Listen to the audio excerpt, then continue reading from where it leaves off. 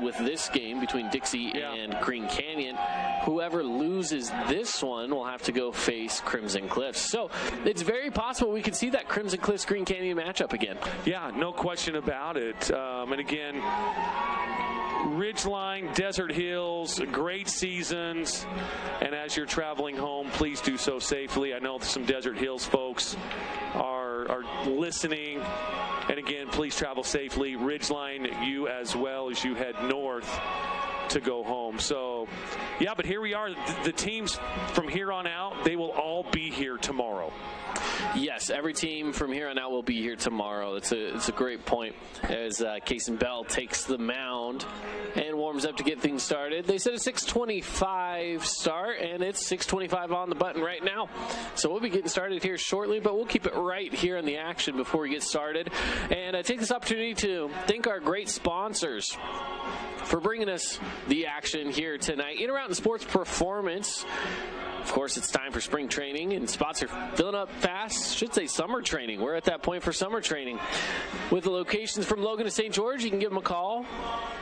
It's 435-251-2299. We also want to thank Bucks Ace Hardware, where we will look ahead to some other games brought to you by Bucks. And again, this game between Dixie and Green Canyon, and the last game of the night, Mountain Crest and Snow Canyon. Bucks Ace Hardware, 3 locations in southern Utah: Hurricane, Santa Clara, and Dino Crossing. So with Cason Bell getting ready to step up onto the mound, your House of Jump starting lineup for Green Canyon as they're getting into the batter's box first. Starting off first, leading off will be Caden Stewart, pitching tonight as well. Quincy Matthews out in right field. Kate Atkinson at shortstop. Coleman Bob batting cleanup and on first base. Carson Proctor at catcher. Suey Jensen on third. Cooper Finley, DH. Micah Eborna on second. Jakin Peterson in left field. And Boston Stewart in center. It's your House of Jump starting lineup for Green Canyon. And for the Flyers, leading off for the Flyers, coming up in the bottom of the first, Braxton Yates, DH tonight. Boston Vest at shortstop. Max Orton on second. Blake Watson out in left. Ridge Erickson behind the dish. Cooper Bartholomew on first. Trace Franco in center field. Logan Levitt on third base. Isaac Zepp in right field. And, of course, Cason Bell is on the mound. So now Caden Stewart steps up to the plate to get things started for us. We are underway now with Game 3 of the 4A State Tournament. The winner side of the bracket, Dixie, Green Canyon.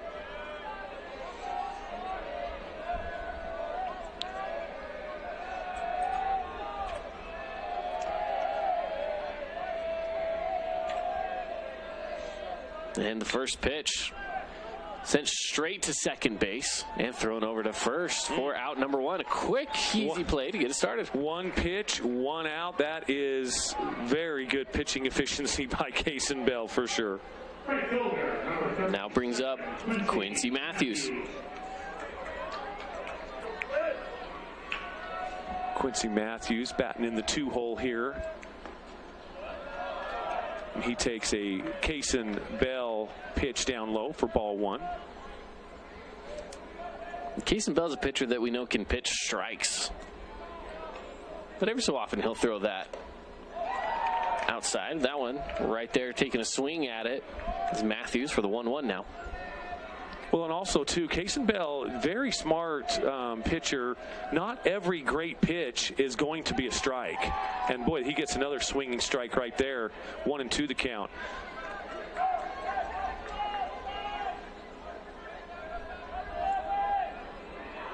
So many great pitches are actually balls. And Cason Bell knows when to throw those. He got him looking outside corner with some heat. I know next door to us they got the radar over there and have been checking the velos of these pitchers. That's one of those I'd love to know what they were able to track on that one. I'm pretty sure Cason lives in that 88, 89 mile per hour with his heater. Probably he'll reach that in about the 3rd or 4th inning. Swung on and missed by Kate Atkinson, shortstop, who steps up to the Buck Brand Beef batter's box. We're going to split that side of beef, Mark? Me, you, and Dev? I think we should. Let's go thirds. It's grass-fed beef. Spikes it down low. I wonder if the batters ever run into any issues with, I should say batters and pitcher, a little extra turf for the batter's box, and of course out there on the mound where there's usually a lot of wear and tear in the dirt. Of course, this isn't dirt. That one's in there for strike 2. Every player that I've talked to this tournament, they absolutely love this turf out there. Everything is so true, talking about infielders taking grounders, pitchers, and their plant foot. This one, that looked like it hit it. It looked like it fouled away either off the batter or off the catcher. I couldn't quite tell if that was off of Ridge or if that was off of Cade Atkinson. It looked like it was off of Cade Atkinson. But he'll stay alive with a 1-2. So a dead ball. Boy, I'll tell you what, Kaysen Bell, I know it's early, but man, he looks almost untouchable right now. I don't know, Coleman Bob will have something to say about that, but right now he's gotten a lot of swing and misses, and there's a no swing and a strikeout for Kaysen Bell. And a second strikeout looking, I should say, to round out the inning and retire the side. I'll tell you what, he looks, I know it's only the top of the first, but man, he looks good. He's looking good. Good form from Kaysen Bell as we head to the bottom of the first. Braxton Yates will be leading it off here in a scoreless game till this point between Dixie and Green Canyon. Stick around. Region 10 Sports is brought to you by Nets on Fire, the premier training and event facility in southern Utah. High-level individual and group training catered to your athlete, plus the best camps, clinics, tournaments, and showcases in the West. Visit netsonfire.org.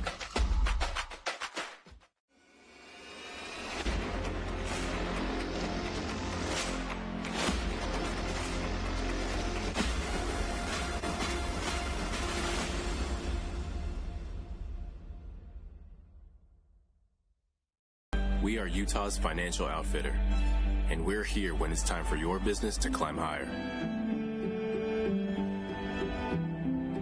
Cache Valley Bank, mountains await. Member FDIC, equal housing lender. I'm Aaron Crane, host of the Region 10 Recap. Want to relive the highlights of the game? Look for the Region 10 Recap every week. Just follow St. George News on Facebook or go to stgeorgenews.com.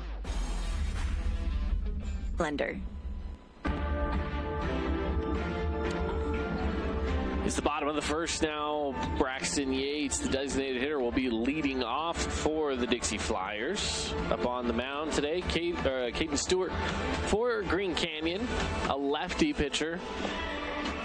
The Green Canyon, the surprise coming out of round 1, getting a win over the 2 seed in Crimson Cliffs. Now, if they fall to Dixie here, they have a chance at that rematch. Yeah. And what a rematch that could be. And I'm sure Crimson Cliffs would love to see that rematch. Especially with the way they played today. Yeah. You know, they want to get into that one tomorrow and really show that yesterday was the fluke. Today wasn't. Yeah. And yesterday was the fluke. And now you're getting into, teams' second, third starters. You become a little more vulnerable to bad innings, and Crimson really kind of exposed that in Ridgeline today. So, and if you're Green Canyon, you want to show that you deserve to be in the winning side of the bracket. You maybe had a little bit of a tougher road to be at this point, but you made it through the Super Regionals. You made it through the first round. You're winning games when you need to win games. Mm-hmm. So Yates steps up to the plate, lefty versus lefty matchup. Yeah, lefty on lefty here. That one low and away for ball 1. Yates, all of his older brother came through Dixie as well. This one popped up and jumping to make the grab out there. I'm going to give him a little more credit than a pop-up. I'm going to say that's a line out there. It's a little bit of a line, yeah. He hit that pretty well. It was just right at the center fielder. He had to take about 3 or 4 steps. Number 7, Boston Vest. Brings up Boston Vest. We got to chat with his brother Cooper Vest, who's playing here for the Cougars. Man, got to talk to him yesterday during the Dixie game. This Vest family, they are very talented baseball players for sure. And a good pitch. I thought that was there, but it sure did look good from up here from our vantage point. But home plate umpire thinks otherwise. A little low. That one looked about in the That same one- spot, but you're right about that being Yeah, a little low. That one looked low, below the zone. I saw where Proctor kind of caught that ball. Ooh, and that hit him. That got Boston Vest on the shoulder, on the arm, somewhere around there. And he finds his way to first base. He didn't lean into it. He did not lean into it at all. Little controversy from our game one today. But, yeah, that was a legit, just let it hit your shoulder a little bit. Now Max Orton stepping in. Boy, he's had a great year. Taking over that second base spot, kind of winning that position. Ball kind of gets away from there, but Proctor with a nice dig behind the dish for the Wolves. and that's what every team needs, is a great catcher. I'll tell you what, it's one of the most important positions on the field, if not the most. Maybe pitcher, but right behind it is a very good catcher. That pitch was outside for ball 2. Temperature's dropping here now with some cloud cover. That one spiked in front of the plate. The runner's going to go. He's going to be tagged out. Boston Vest got caught trying to steal second. It was a little bit of a delayed steal on that. When he saw that Proctor knocked the ball down and it was in front of Proctor, he took off, and Proctor just with a gun put it on the correct side of second base and wasn't even close. Here's the 3-0. And a walk. So now 2 outs. Now, Max handled that perfectly, too. He looked, as that pitch went through the zone, he looked back to the umpire, see if he was going to call it a strike. He didn't, so then he took off. I'm just wondering if he would have left without the umpire even calling it, the umpire would have called that a strike and said, "Come back here, young man." Just out of spite. Yeah. Maybe. Because it was close. That was a close pitch. Close. A little low for ball 1. Blake Watson up to bat. Because I think that's how I would be as an umpire. See, maybe that's why you're thinking it. Exactly. You'd be like, hey, don't leave on me. You wait until I make the call, young man. Oh, that pitch was down low for ball 2. Proctor's going to go out and talk to his young lefty hurler. One thing that I've noticed here with the pitching from Caden Stewart is that, yeah, he likes to pitch it a little low. He likes those pitches low. Well, it's a great place for a pitcher to live, is down low. Yeah, and that's what I'm saying. It's not necessarily a bad thing. It's a good but he's telling him, hey, a couple more inches. Just give me 4 or 5 more inches up. And he's right there. Again, he's crossing the plate just a little low. So it's 3-0 count now here at Blake Watson. Proctor tried to frame that and bring that pitch up, but you're right, Caden. It was down a little bit. Proctor doing the best he can to kind of frame those and bring those up. And another one low. So a 4-pitch walk will now put runners on first and second. 2 outs. Green Canyon still in a good spot here. They got to force out at every single bag. And 2-out walks, too. Those normally come back to haunt you. At least one of them will. You know, the old baseball 101. You don't walk the leadoff hitter, and then you don't walk a kid, nobody on, 2 outs, and you don't walk him. Quick and then meeting. He's done it twice. Yep. Quick meeting on the mound. Coach comes out, just give some words of encouragement, and we will play on. Umpire signals up here. That's his first visit for this inning. 48, Ridge Erickson. And that'll bring up Ridge Erickson. So after 2 walks, put 2 runs on. Could be 3 that hit by pitch. As this one's hit through the 5-6 gap, runners sent around, headed for home, and he'll get there easily, sliding in head first safe.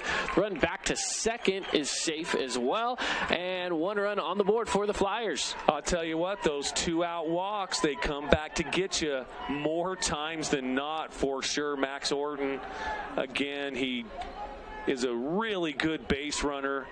Rounded third, and you're right, Caden, it wasn't even close. Here's our SNS mechanical replay. Heads right through the 5-6 hole. Max Orton Round and big slide in safe. And it certainly helps the base runners, too, get that great jump because it was 2 outs. They're going on contact. And now again, facing runners on first and second. Now with 1 run on the board. Stewart trying to get out of this little jam that he put himself in with those 2 walks. Fouled away. They were able to erase the hit by pitch. Cooper Vest, they threw him out at second, so they were able to erase that mistake by Stewart. Which, yeah, that could have been a 2-run RBI really for Ridge Erickson. Yeah, he very well could have been. And now this is Cooper Bartholomew up to bat. Sends that one foul. Cache Valley Bank foul ball. You know, Dixie, just like Crimson and Snow Canyon, their lineup is just potent from 1 through 9. Seems like they all hit over 300 and 350. The off speed, missing the zone, evens count at 2. Yeah, good pitch by Stewart there. I love that he's changing speeds. That one just missed the zone. Here's the 2-2. And a swing and a miss. That'll be out number 3 with the throw down to first. And that will be 1 run on the board for Dixie as we head to the top of the second inning when we come back here on KSLSports.com and the Fan Sports Network. Adams Wealth Advisory is a financial planning firm that is combined with an investment firm to provide the best possible outcomes for our clients. I always believe if you're intentional with your financial plan, things are going to work out really well for you. Visit AdamsWealthAdvisors.com or call 752-1702 to schedule a time with an advisor today. Hey, it's Sheldon Demke. Check out the latest episode of What's on the Menu, a behind-the-scenes tour of local restaurants. We'll see some of their favorite dishes and get an inside look on how these dishes are prepared. Check out this week's episode at stgeorgenews.com and click the shows on the menu tab. In Utah, we love our sports. At KSL, we live and breathe sports. Wherever the action is. Look who we found in Pasadena. We're there. Wherever you are. Tune in. On air, online, and on the new KSL Sports app. We cover it all. From high school to pro. And the only radio team that's home to the Utah Jazz. KSL Sports Live and KSL Sports Zone. The one team that never stops tracking your teams.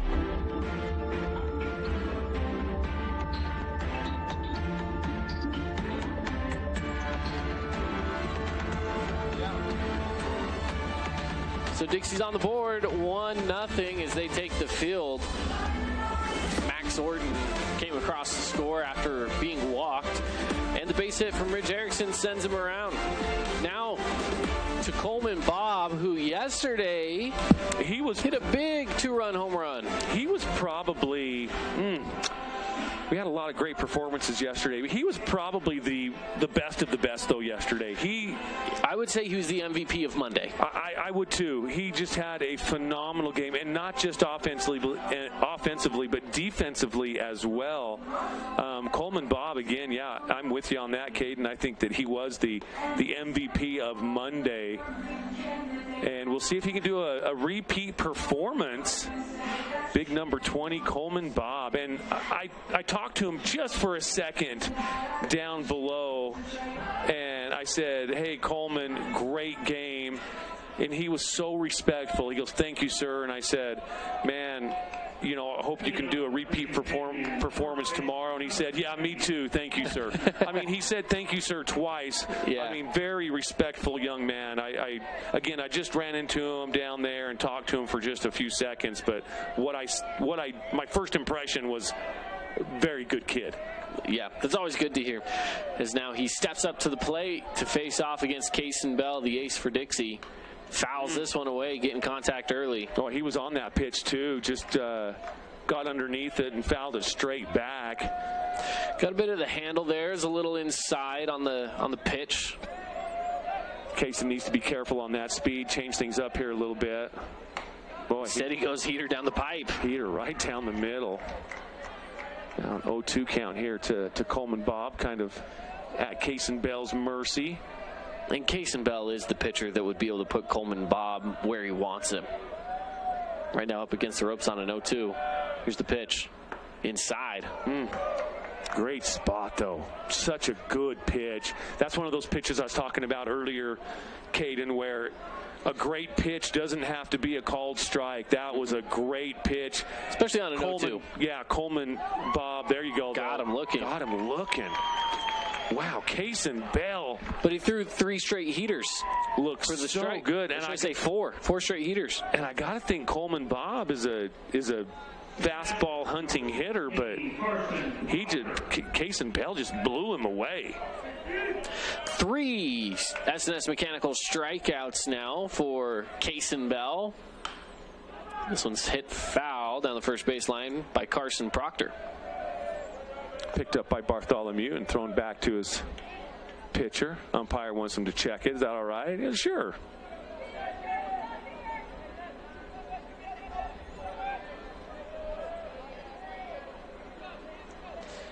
Proctor steps back up.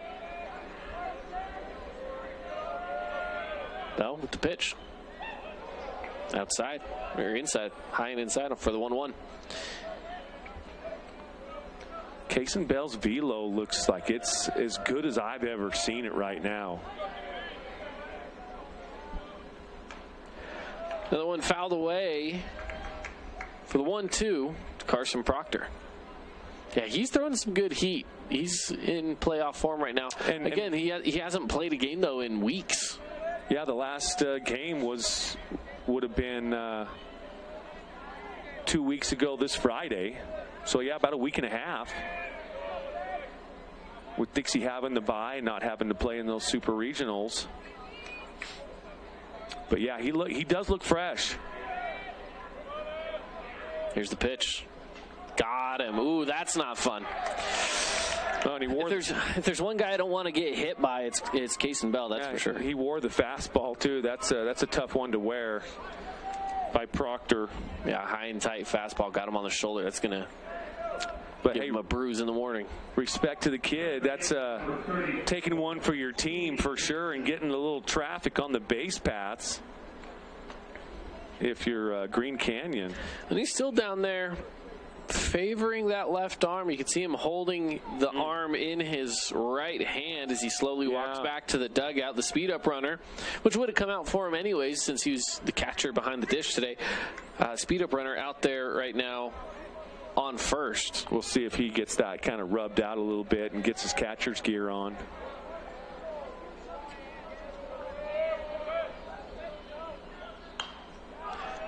Sue Jensen pops this one foul.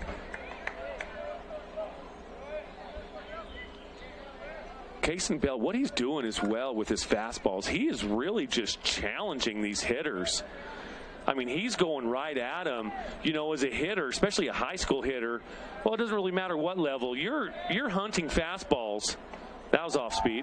That was off speed and inside for ball 1. But you're hunting fastballs, and Kaysen Bell's like, here you go. Try to hit it. And it hasn't worked out really well yet for Green Canyon. Well, some news of the night. The NBA draft lottery going on today, and the San Antonio Spurs will get the first pick of the NBA draft coming up. The Victor Wembanyama lottery. Yeah. Going to be wearing San Antonio Spurs. What are their colors? Black and silver. Black and silver. That's right. By the way, Utah Jazz stick strong at the 9th pick, right where they were expected to be. They had a 50-50 chance. Yeah. The runner goes and heads back to first. No throw down from Erickson. And Ridge does have a cannon. He will do that back pick down to first. I saw that several times during region play and last summer when Landon was playing with Ridge. Here's the pitch. Inside. Full count. Kaysen Bell now kind of not struggling by any means, but after that first inning, it kind of seems like he is. He just blew those first 3 hitters away. Here's a 3-2. Hit to short. Boston Vest over to second, the throw to first. It's there. Double play will take us out of the top of the second inning, and we will head to the bottom of the second. Still scoreless and no hits from Green Canyon as Case and Bell continues to deal on the mound for Dixie. More coming up next here on the Fan Sports Network and KSLSports.com. At UCCU, we'll provide you with a low-rate line of credit that makes it easy to access the equity in your home with no fees or closing costs. Just complete an application on your phone or computer or stop by any branch.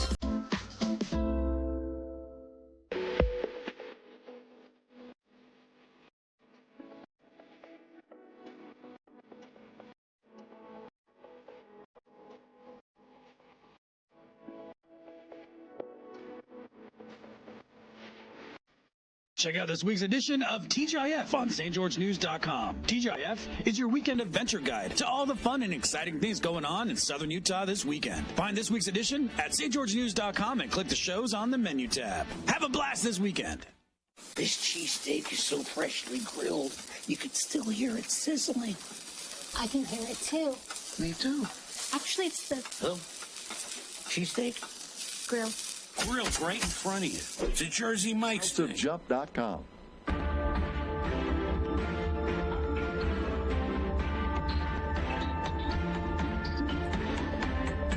Trace Franco going to be leading off here for the Flyers. They have the 1-0 lead right now in the bottom of the second inning.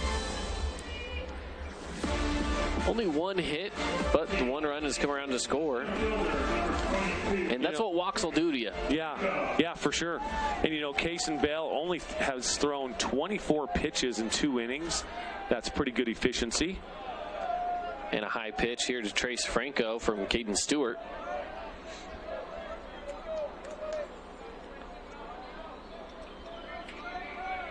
Here's the 1-0. Foul away. Caden Stewart already at 21 pitches, just to kind of put that into perspective. And he has no outs here, obviously, with the first hitter coming up for the Flyers. And now we'll be facing off against Trace Franco with a 2-1 count against him.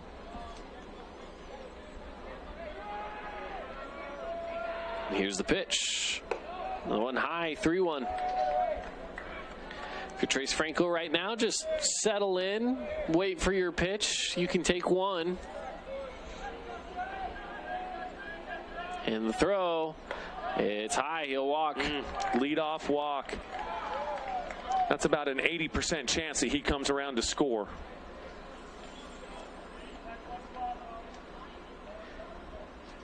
Brings up Logan Levitt. Logan Levitt, again, just another baseball family where his brother also played high school ball, played for Pineview, Jagan Levitt. Now, he just finished his Utah Tech career as well. I believe that was last year. Was that last year or this year as a senior? I can't remember. But anyway, had a great career at Utah Tech, Dixie State. The first pitch comes by for strike one. Stewart in the stretch. Here's the pitch. Outside edge, strike two. Logan doesn't like that. He bent over after he called that strike, and he's like, wow, that just seemed to be outside. But, it was a little bit outside. Our vantage point isn't fantastic. It's not 100% perfect from here. But he just bent over and just like, oh, man. And maybe that could be more of frustration about not swinging at that. I was just telling Devin in the last inning, is this one's away, and Trace Franco will get by on a pass ball. That I'm the kind of person that if I'm at bat, I like those that are about mid to low and away. That's the pitch to take right there. Well, it's a good pitch to go oppo for sure. And I'll tell you what, Logan really gets up on that plate. I was just looking where he stands, and his toes are on the chalk right next to the plate. Sends this one sky high into center field. And there to make the play. 1 out. Boston Stewart makes the grab, and Again, it's 1 out. Runner on second and Trace Franco. Brings up Isaac Zepp. Swing and a miss. 0-1 the count.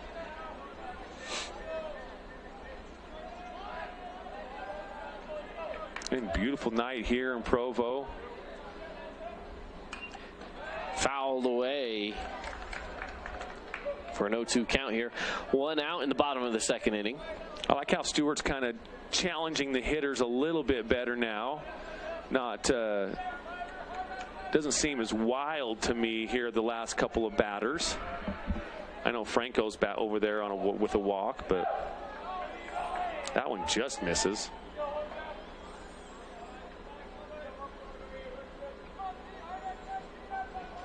It's the 1-2 to Isaac Zepp.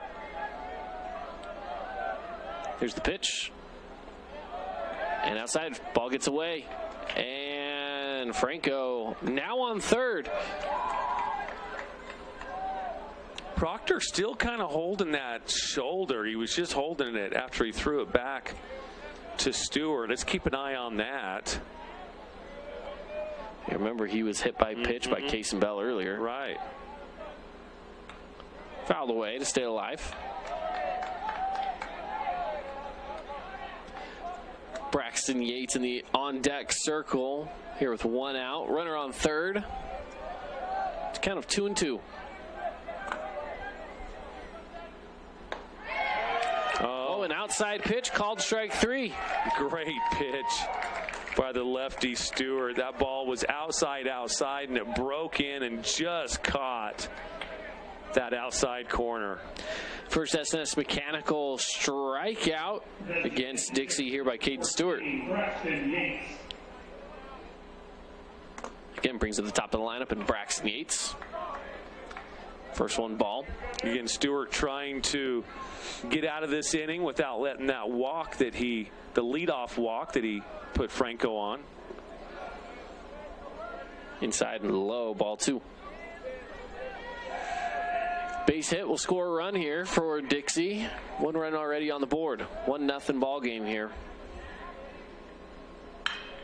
And there's that base hit right through the gap. It'll be a single for Braxton Yates.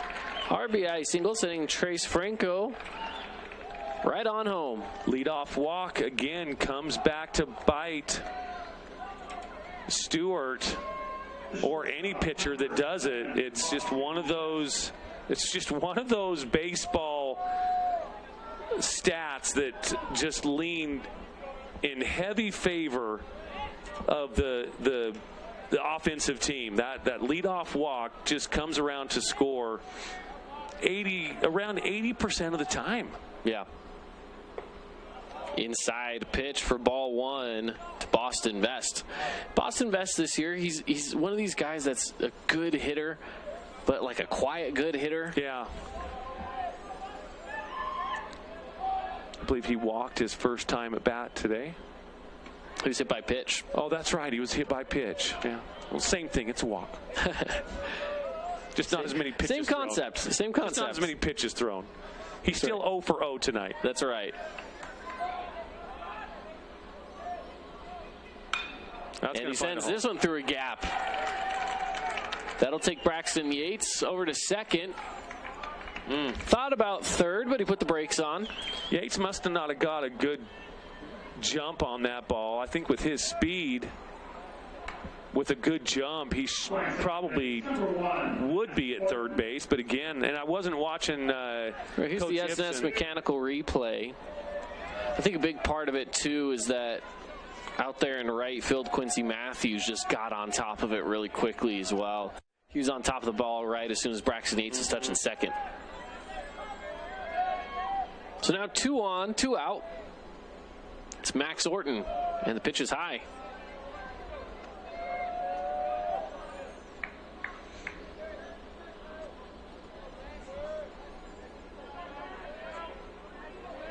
Max Orton, again, one of those walks in the first inning. Pitch is low. They thought about the throw down to second. It's a 2-0 count.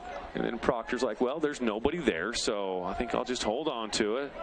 But Yates was definitely scrambling back to the bag. Yeah, and in that situation, the runner, he doesn't know where the guys are 100% of the time. He's a little more focused on where the ball is, not where the defense is.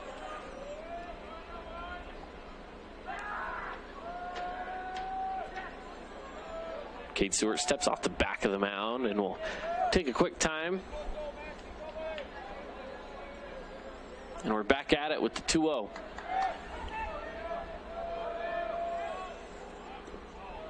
Low pitch for ball 3. Nice block by Proctor. You know, Proctor, catchers are always tough, right? We talk about this all the time about how tough catchers are. And Proctor got straight up nailed in the shoulder by Kaysen Bell. And he's got to be feeling sore from that, and then having to mentally step in front of these low fastballs that are bouncing in the dirt. Is that one? Catch the inside for strike one on a 3-1 count now. Yeah, and Max agreed with it. He was shaking his head yes. And outside. So that'll load up the bases on a walk. And it's the cleanup hitter, Blake Watson. Blake Watson, big athlete. Such a strong kid. Yeah, great receiver for the Flyers during football. Oh, yeah. Quick on the jump. Just a solid force out there.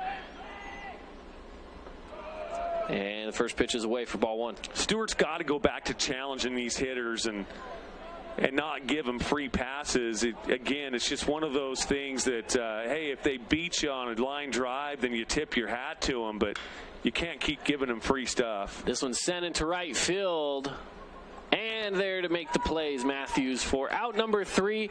So not a lot of damage done. They were able to clean it all up with the bases loaded, only allowing 1 run to come around and score. And that will take us now to the top of the 3rd here on the Fan Sports Network and KSLSports.com. Inspired design.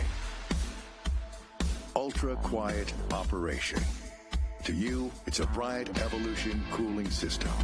To us, it's the ultimate machine.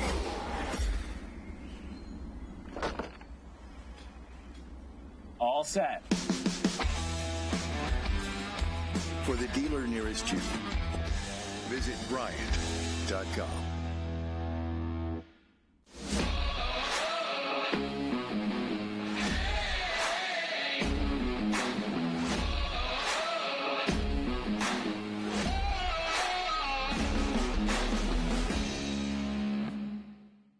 Did you know that St. George News has a new app?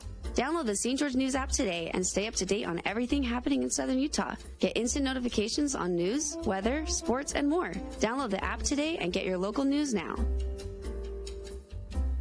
First Ace Hardware is conveniently located.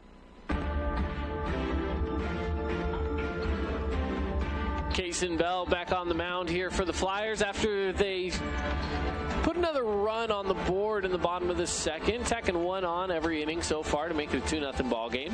Sun has peaked out again, and this was the game yesterday, this 3rd ball game of the day, that we noticed that the sun becomes a bit of a factor in this one.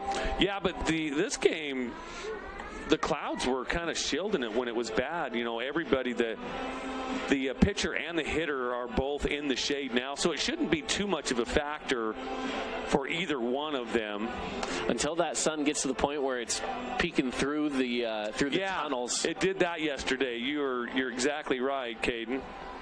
And it was shining right into the pitcher's face.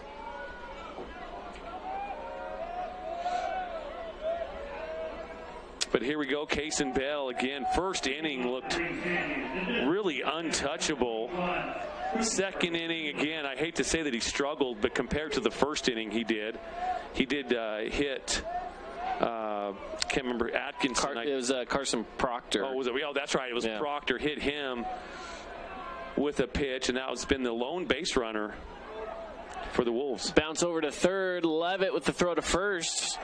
off the first pitch of the inning for out number 1. Levitt very well could be, he very well could be the best defensive third baseman in 4A. He's definitely high on that board. Yeah, for sure. He really is. So Cooper Finley gets out. This is now Mike Eborn.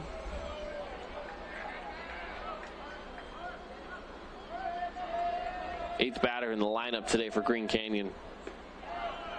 And now it's a quick 2-0 count. That must have been just below the zone.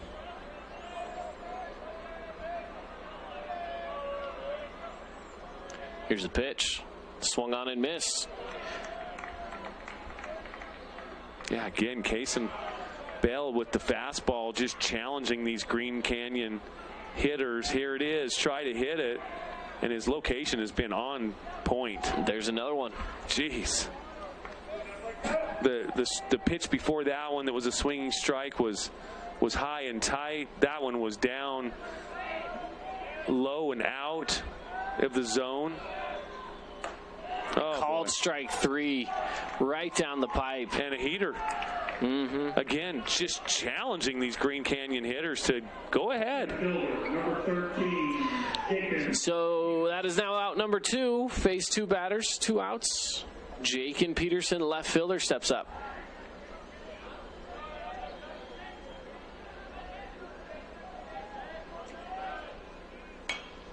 Sends that one foul. Cache Valley Bank foul ball.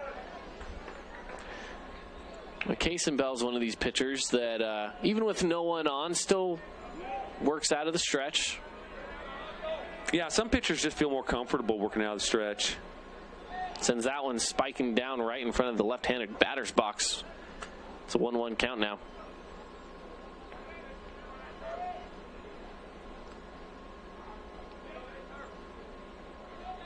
Yeah, I don't know if he does it all the time, but even Landon, when he doesn't need to, will throw out of the stretch. Check swing, stayed safe. It's a 2-1.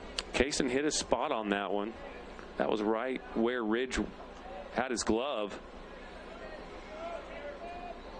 Looking for a little love from the home plate umpire. Doesn't give it to him. Fouls it away, evens it up at 2 apiece. So deuces across the board. Dixie has 2 runs on a 2-2 count. 2 outs in the third, though. A lot of baseball to go.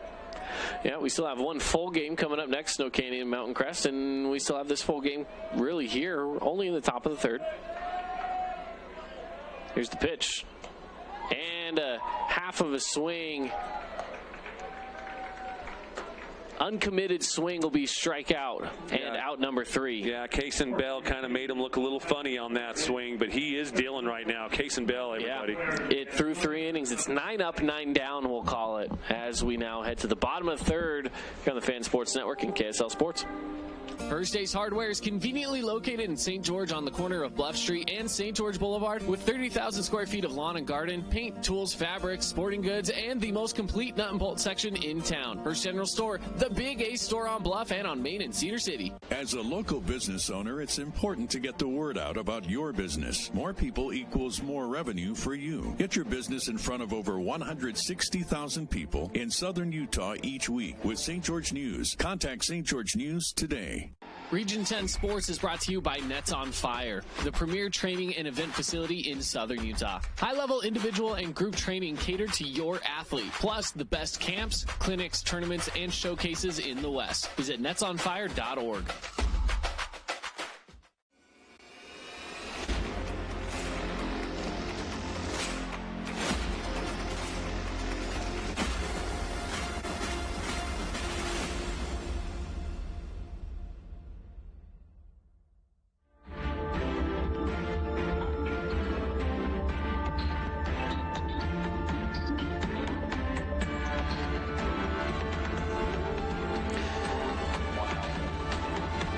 Heading to the bottom of the third where Dixie's looking to extend their lead right now. 2 runs to nothing. At this point in the lineup, it'll be Ridge Erickson coming up. And, Caden Stewart coming back out for the Wolves, as he should. He's pitched pretty good, only giving up 3 hits, just too many walks. And I'm sure he would tell you the same thing, that, yes, I have walked too many Flyers. So he just needs to focus on really just that, cut down on the walks right now and let your defense help you behind you. Yeah, Dixie's going to beat you occasionally for sure. They're really good hitters. And check swing is ball 1.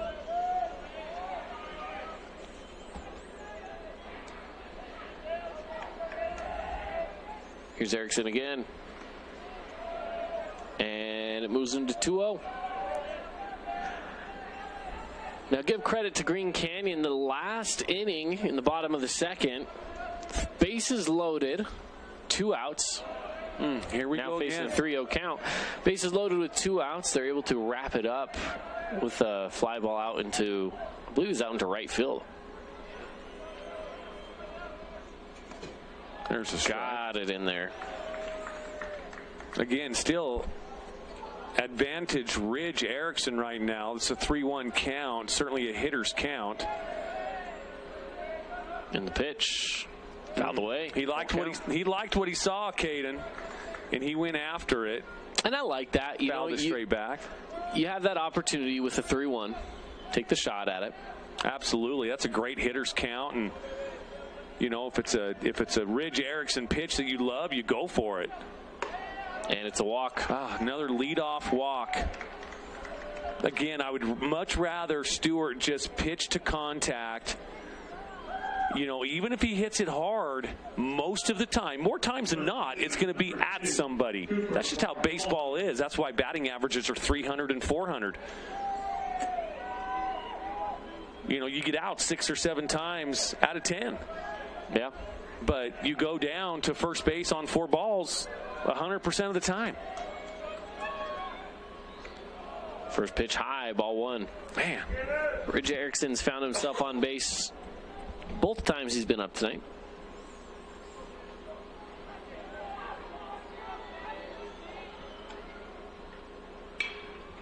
This one hit pretty well right down the right field line. Matthews is there to make the grab. Yeah, nice play by the right fielders. By the right fielder. Well, there's only one of them out there. First out of the inning. Center fielder, number 22, Trace Franco. And brings up Trace Franco. We're going to get a mound visit first.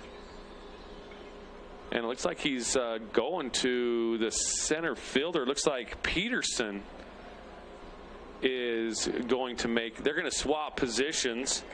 Stewart's going to go to center. And Peterson is going to come in to pitch for Green Canyon. Which is an interesting move after the flyout. You'd think you'd maybe wait until do that with the walk, but he waited till the flyout for it to happen. So, and he's at 55 pitches. I don't know much about this pitching staff. Well, in 55 pitches will make it. I think you're 1 pitch away from that mark to make it so you don't need to rest more than more than a day, 2 days, whatever it is, right? And yes, you are in a 2-0 game. It's still tight. And maybe he just doesn't like all the walks either. I don't know if this is a planned pitching change or if this just kind of happened on the fly. I'm sure there was some sort of a plan in place for sure. Mm-hmm. I don't know if they wanted Caden Stewart to go, 3 or 4 innings, but here we got Peterson. He's a righty. Well, we'll step away for 30 seconds to let him get warmed up. And when we come back, we'll continue on at the bottom of the third here on the Fan Sports Network and KSL Sports. Fabulous. We are Utah's financial outfitter, and we're here when it's time for your business to climb higher. Cache Valley Bank, mountains await. Member FDIC, equal housing lender. I'm Aaron Crane, host of the Region 10 Recap. Want to relive the highlights of the game? Look for the Region 10 Recap every week. Just follow St. George News on Facebook or go to stgeorgenews.com. At Intermountain Sports Performance, we've been training athletes from Logan to St. George for over 20 years. We guarantee your athlete will improve speed, agility, explosive power, and reduce the risk of injury while working with the most qualified team in all of Utah. Call 435-251-2299 to find the location nearest you.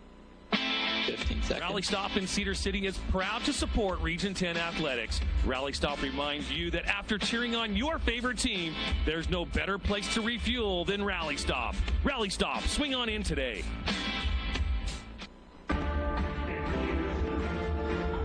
So now Trace Franco gets up to bat here with the pitching change.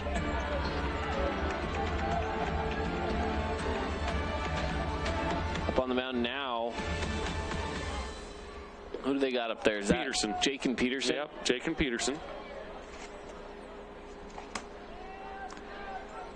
First pitch is a ball. Now to set the stage, runner on first. 1 out. Count of 1-0. Dixie's on top. 2-0. It's 2-0 count here in the bottom of the third. I mean, Jake and Peterson has a 3.35 ERA. Trying to pull up a few more of his stats here. They try that back pick. And he's back safely. 3-0 count here from Peterson.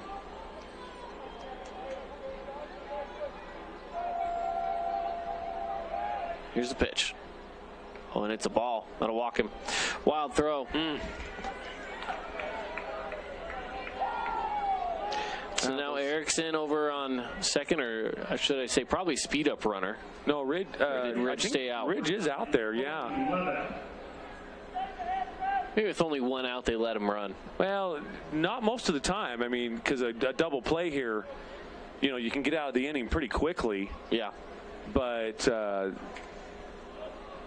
I think sometimes they just like there's certain athletes and certain players run for themselves.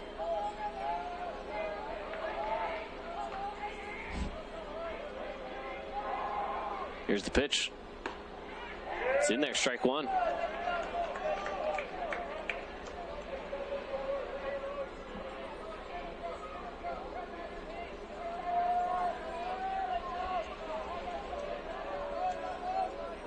The 0-1. Another attempt at the back pick. He's there safely. Count now 1-1 to Logan Levitt. Made a few good plays defensively as well. Yeah, he's fun to watch down there at the hot corner. And he's fun to watch as a hitter too. Again, he gets right up on that plate. He can get that outside corner pretty easily. There you go. That's a hit into the right center gap. Sends one run all the way around, going home. Another run's going to come around. He's looking for 3. Digging in the dirt. Levitt's going to get a 2-run RBI triple. And Dixie gets 4 runs now on the board. You know, he gets right up on that plate. I've been watching how close he gets.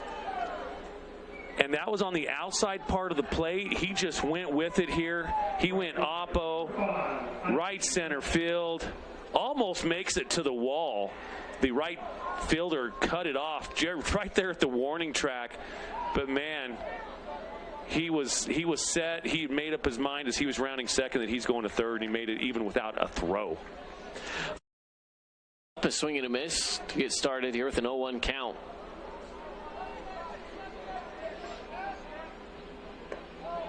Second pitch a little high for ball 1.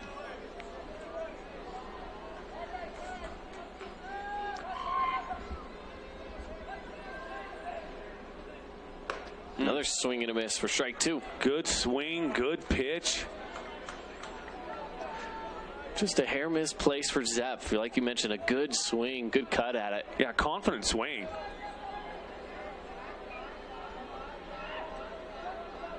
Here's the 1-2. High. Zepp struck out his last at bat. In the pitch. Oh, over the head. Full count. Drop that bat down, Zepp. That almost was a foul tip off of his bat behind him. always taught as that pitch comes behind you, you got to drop that bat. And a swing and a miss. Again, a strike good cut. Just couldn't make contact with it. And that's one of those that you want back. It was a little outside. But again, like you mentioned, a confident swing, and that's what you can ask for. Number 14, Braxton Yates. Back to the top of the lineup, Braxton Yates. Boy, it seems like he's been up every inning. Oh, wait, maybe he has. He has. This is his third at-bat in the third inning. And a rocket, but right to the right fielder to round out the inning on a line out to right. So with that, 2 more runs come across the board for Dixie, and it's a 4-0 ball game here as we go to the top of the 4th when we come back. Adams Wealth Advisory is a financial planning firm that is combined with an investment firm to provide the best possible outcomes for our clients. I always believe if you're intentional with your financial plan, things are going to work out really well for you. Visit AdamsWealthAdvisors.com or call 752-1702 to schedule a time with an advisor today. Hey, it's Sheldon Demke. Check out the latest episode of What's on the Menu, a behind-the-scenes tour of local restaurants. We'll see some of their favorite dishes and get an inside look on how these dishes are prepared. Check out this week's episode at stgeorgenews.com and click the shows on the menu tab. In Utah, we love our sports. At KSL, we live and breathe sports. Wherever the action is. Look who we found in Pasadena. We're there. Wherever you are. Tune in. On air, online, and on the new KSL Sports app. We cover it all. From high school to pro. And the only radio team that's home to the Utah Jazz. KSL Sports Live and KSL Sports Zone. The one team that never stops tracking your teams. The game.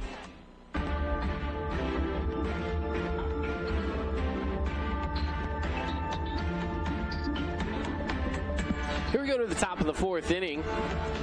Back to the top of the lineup for Green Canyon, which, when was the last time, Mark, that you saw a 4th inning where the leadoff batter finally gets to come back up in the top of the 4th? It's been a while since I've seen 9 up, 9 down. Yeah, it's been pretty impressive. You know, there was one little hiccup where he hit Proctor, but they erased it with a throw. No, it was a double play, wasn't it? Mm-hmm. So, yeah, just 9 up, 9 down here.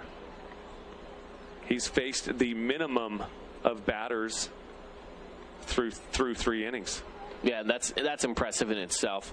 And Dixie getting 4 runs off of 4 hits, also impressive. Got to be happy about that if you're the Flyers.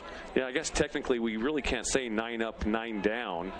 But we can say that he has faced the minimum of batters. He has faced the minimum of batters. Yeah. That's true. Yeah. He has allowed 1 run to get on base. That double play and then a double play put it away. Again, just a pitcher's best friend, especially when you got infielders like Cooper Vest and Max Orton. You can see that sun out there is affecting both of those 2 players, both Vest and Orton. They've got their gloves up, shielding the sun. And that first pitch in there for strike 1 to Caden Stewart, the pitcher today for the Wolves.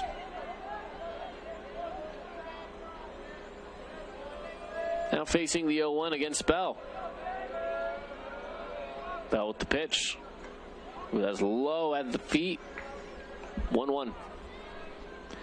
Green Canyon today with the black and white pinstripes. Dixie, white pants. The blue jerseys, and Bell delivers a second strike. Yeah, 1-2 the count. That was on the outside part of the plate.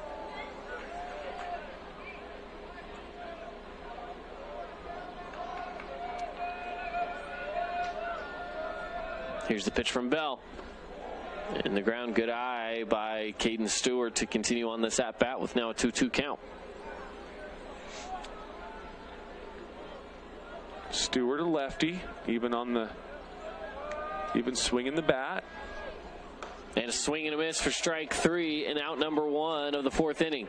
Boy, he's Kason Bell again. Hate to sound like a broken record, but he does look really dominant tonight. And with only 40 pitches. Yeah. 40 pitches now facing Quincy Matthews. Sitting at an average of just over 10 an inning. 10 pitches an inning. And gets that one in there for strike 1. These Green Canyon hitters just need to be prepared. The pitch is going to be around the strike zone. He's not straying too far away most of the time. That one's called strike 2 with another heater down the middle. Strike 2, and we haven't even swung a bat yet. Hey, and I'm just going to guess another fastball down the middle. That's what he was looking for. Why not? The fastball's working for him. He's dealing heat.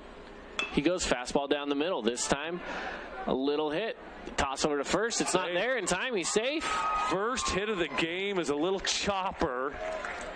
Sometimes that's the hardest one to cover, though. Oh, it's by far one of the hardest ones to cover.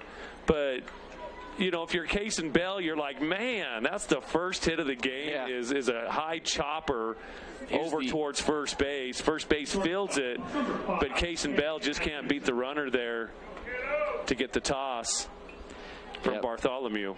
It takes a hop right off about 6 inches in front of the plate off of the swing.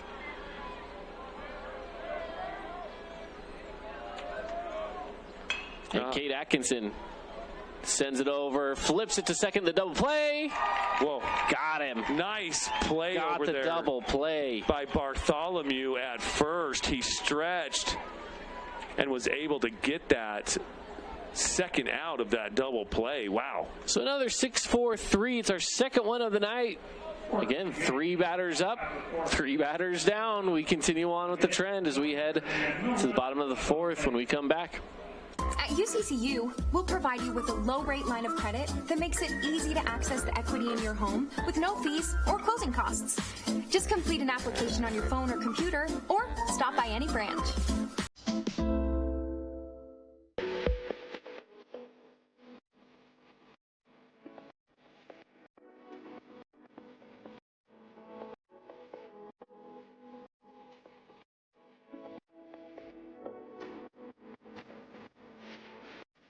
Check out this week's edition of TGIF on stgeorgenews.com. TGIF is your weekend adventure guide to all the fun and exciting things going on in Southern Utah this weekend. Find this week's edition at stgeorgenews.com and click the shows on the menu tab. Have a blast this weekend. This cheesesteak is so freshly grilled, you could still hear it sizzling. I can hear it too. Me too. Actually, it's the Cheesesteak? grill. Grilled right in front of you. It's a Jersey Mike's home. Because home is who we are.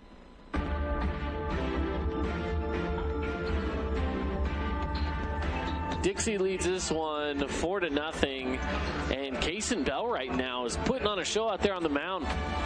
He's got not 1, not 2, not 3, not 4, not 5, 6 strikeouts. Hey, come on, LeBron. I only do that because I know you do that all the time. I know. I stole that from LeBron. I know you did. Yeah. First pitch is low, bouncing off catcher shin guard for ball 1. Speaking of LeBron, they have their game 1 tonight against Denver, against the Nuggets and Jokic. Inside pitch for ball 2. What team do you have winning that? Denver. That's not even a question. Really?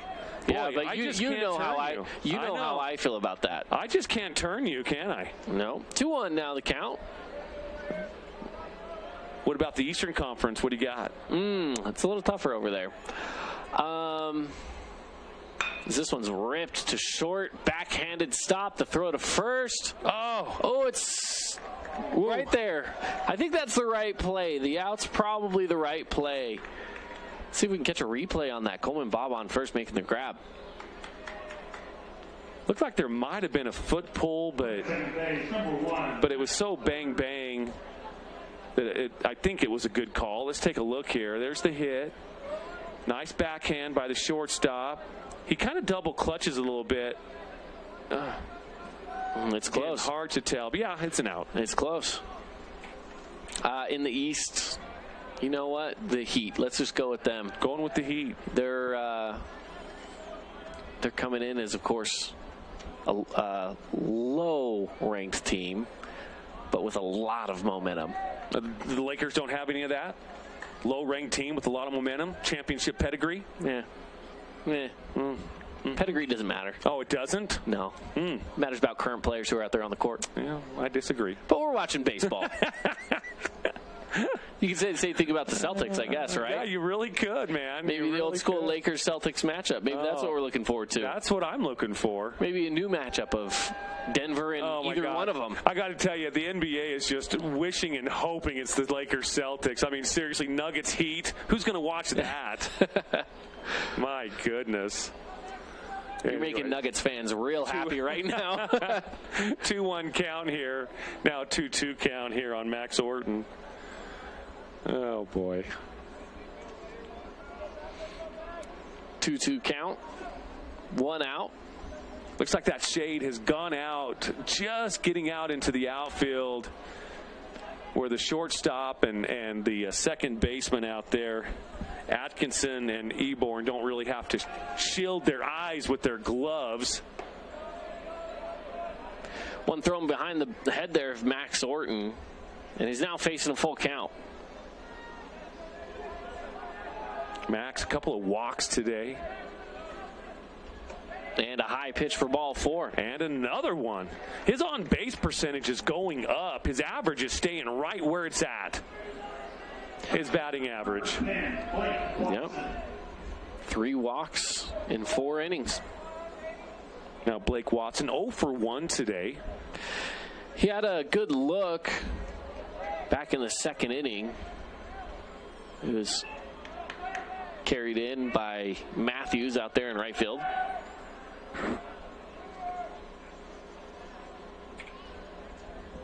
Starting to see Snow Canyon kind of filter into the ballpark now as they have the next game. Pitches away, runner will go. And he'll be there easily. Oh, Proctor not. I don't know if that was a frustration throw back to Peterson or not, but he just about spiked it in front of Peterson, and it almost went out into left field. Peterson, with quick hands, was able to get it. Went a little high. And away for ball 2.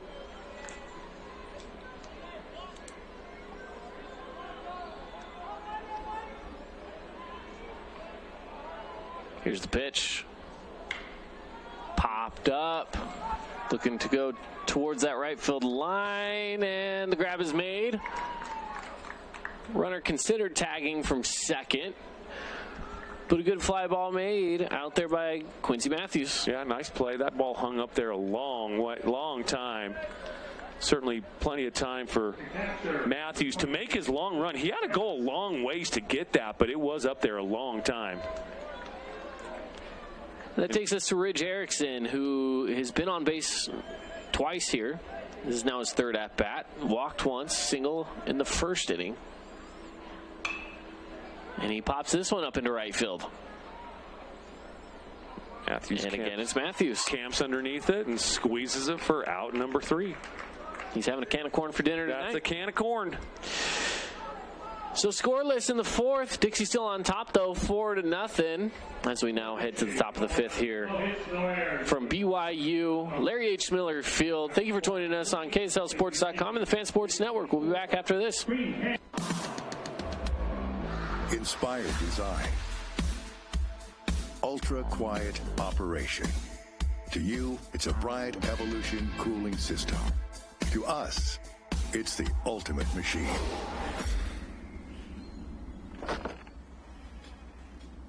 All set.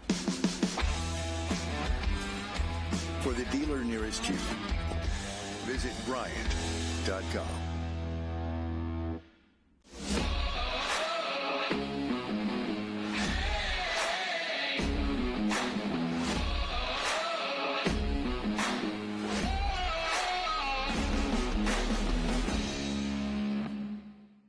Did you know that St. George News has a new app? Download the St. George News app today and stay up to date on everything happening in Southern Utah. Get instant notifications on news, weather, sports, and more. Download the app today and get your local news now. Visit netsonfire.org.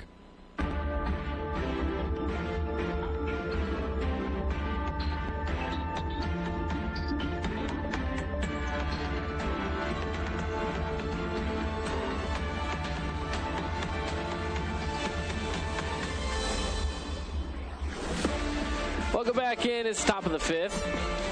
Kason Bell has been delivering on the mound all night long now through 4 innings. He's only faced 12 batters. And apparently this game is kind of a, well, I don't know if we've had our same energy, Caden. We've been called out. Roger, apparently we're snoozing up here. Well, hey, game 3 of the day. Not that we're going to make excuses. Right. No, we're good. Kason Bell's been dealing. You know, Green Canyon, not a lot on them as they've been coming up. You know, in the top of the innings, they just haven't been able to do really anything with Kason Bell. Kason Bell's been very aggressive. He's been challenging these hitters. Here's my fastball. Hit it if you can. And right now, they only have 1 hit, and that was a weak contact chopper over to first base that Kason Bell just couldn't quite get over there in time enough to cover. That's been the only hit. It's a weak contact. Well, if there's anybody that could take it for a ride, it's this guy, Coleman Bob, stepping up to the plate, who struck out his last at-bat, though. Yeah. But again, we kind of discussed to start this broadcast of this game, Coleman Bob yesterday, probably the MVP of the day. Whoa. It's a little chin music. Making Shawn Michaels jealous with the sweet chin music out there. Coleman Bob, man, he leaned back, his helmet came off, and he has a different color of hair than he had yesterday. That's true. He had a dyed blonde, and now he's out there with purple hair. Yeah. Sends this over to third. Levitt off the hop, throw to first. Out number 1. Now, see how superstitious baseball players are. Coleman Bob must not be one of them, because I wouldn't have changed anything with the day that he had yesterday. I would have kept the same underwear, the same color of hair, the same everything. But apparently he's not as superstitious as I am. It's 1 out on the board, and Carson Proctor steps up. Proctor now facing a quick and early 0-1 count. That one coming by for strike 1. Remember, his last at-bat, he was hitting the shoulder.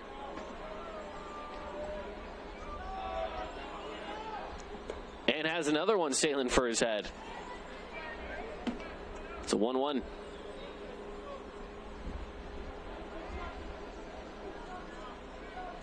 See what Kason Bell throws here. Surprise, surprise. Heater down low for ball 2.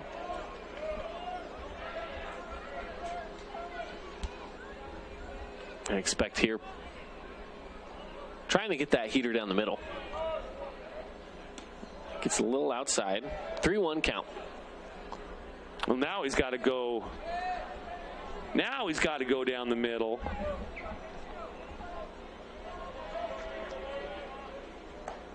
Gets it there.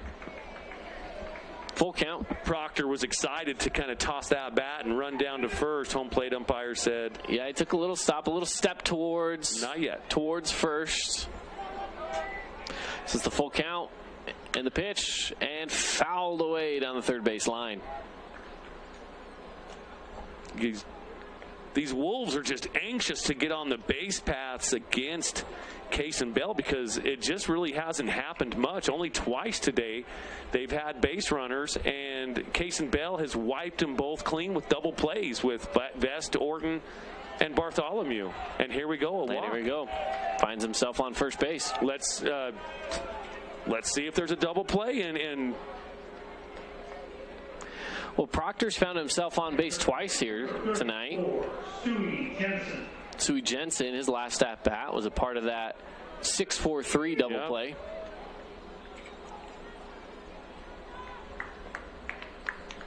See if Kason Bell can get that much-needed ground ball to get him out of this inning. Jensen thinking otherwise. He's wanting to hit a gap. And there's Bell with some speed for strike 1.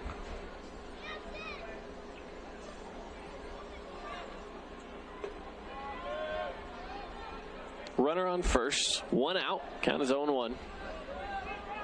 And here's the pitch. Oh, and got him. First time today the Wolves have had 2 base runners on at the same time. Kaysen Bell has been that good. We're in the top of the 5th. And the first time that Green Canyon has had 4 batters come through in an inning. A little bit of a threat here the Wolves are putting on. And, hey, this game is not put away. Not at all. It's a 4-run game here. 4-0 Dixie here in the top of the 5th at beautiful Larry H. Miller Field. Kaysen Bell sitting at 55 pitches as well. There's a strike called. Again, Bell just pitching a masterpiece so far. He did walk the 2 previous batters. Or a hit by pitch. Oh, a walk and a hit by pitch. And here's Bell. The 0-1. Hit right back down the middle. Rolls into center. Runs coming around. And scores.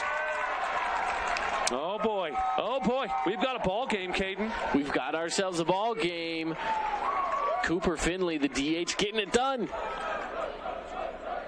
Kaysen Bell doesn't look as untouchable as he did those first 3 to 4 innings. But, yeah, Green Canyon getting on the board, pushing a run across home plate.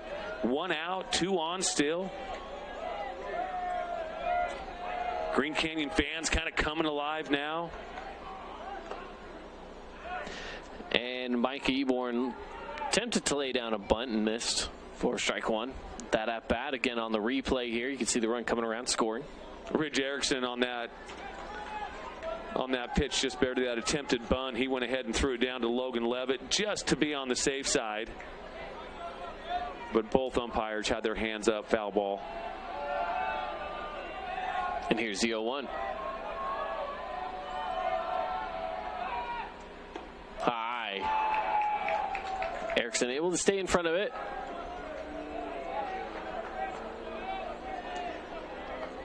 Now Kaysen Bell having to make a few stress pitches here. He's just been coasting along. Yeah, you can see, and I don't know if it's fatigue. It's this one sent to short. The play to second, the throw to first, double and play. Another double play will take him out of the inning with limited damage done. That has been his best friend tonight for sure, is Mr. Double Play. Yep, that 6-4-3. We've seen it 3 times now tonight.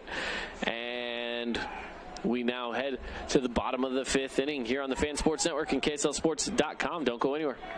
First Ace Hardware is conveniently located in St. George on the corner of Bluff Street and St. George Boulevard with 30,000 square feet of lawn and garden, paint, tools, fabrics, sporting goods, and the most complete nut and bolt section in town. First General Store, the Big Ace store on Bluff and on Main in Cedar City. As a local business owner, it's important to get the word out about your business. More people equals more revenue for you. Get your business in front of over 160,000 people in southern Utah each week with St. George News. Contact St. George News today.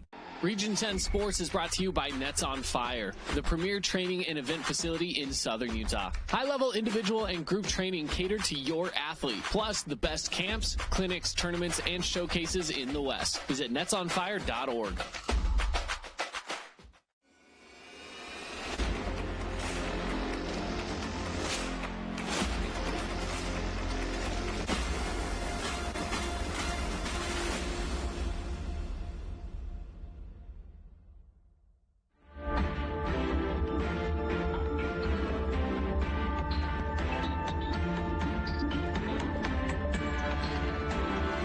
It's a 4-1 ball game now. Green Canyon getting on the board in the top of the 5th. Dixie still leads. And leading off will be Cooper Bartholomew to get things started here in the bottom of the 5th inning. Yep. 0 for 2 tonight. So looking to try to make a change here. And a pitching change up on the mound as well. Going to righty. We're kind of looking up his jersey number here on the roster. Yep, number 19 for Green 19. Canyon. Yeah, number 19. Now here's the thing, on their roster on Max Preps, 3 different number 19s. Well, I will go. Oh, you're on Max Preps? Mm-hmm. But Schwartz. There is. Oh, come on. It's Trent Schwartz. How are we supposed to decipher that? Especially we don't know all of the kids, right? Number 19s. You know, it's so funny. That brings up some old youth baseball stories, you know, when I'd go and get the other team's roster. You know, there would be just names, no numbers, and no last names, just Johnny, Billy, Bob, Stevie. I'm like, I don't know who these players are. You're like, that was Stevie. That was back in the 10U, 8U, 9U days. Slow roller to short. Great throw on the move over to first base for out number 1. Yeah, that was as you can tell, I'm reflecting on Landon's baseball career right now as I'm digging into the 8U, 9U, 10U years of being involved in his baseball. And that brings up Trace Franco, walked twice today. First pitch across for strike 1. That window of sun has now hit the pitcher's face. Yeah, right at that prime time. Apparently it's 7:45 is the prime time.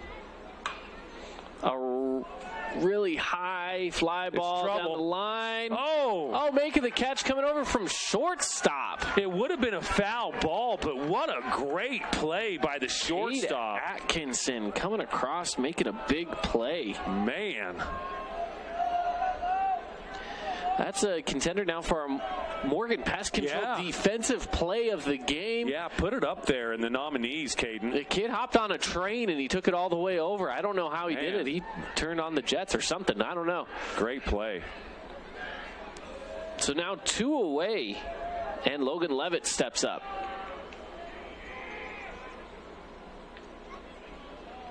Little low for ball 1.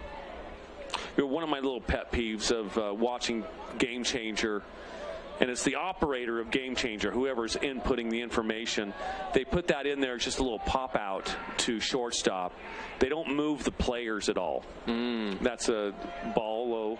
And so when I was doing Game Changer, you could always move the player, you just drag them over, and that's where they catch it. And then at least the people viewing on Game Changer can kind of get an idea of what happened there, because that was not just a routine pop fly to the shortstop Atkinson. I mean, that was a marvelous, fantastic play. It is a 2-1 count here to Logan Levitt in a 4-1 ball game where Dixie leads. Here's the pitch, swung on and missed. Count of 2-2.